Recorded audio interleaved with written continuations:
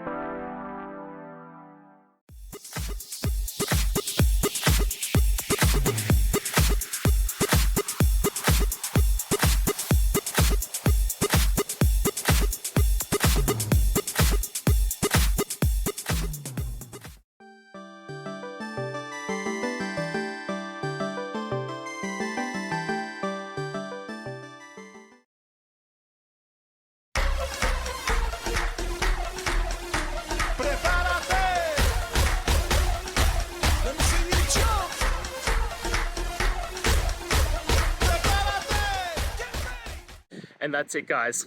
I hope we've gone through the question and found that solution you're looking for. And look, if we did, please hit subscribe, I'd really appreciate it. And until the next time you need technical help, I hope you have a good one. Cheers.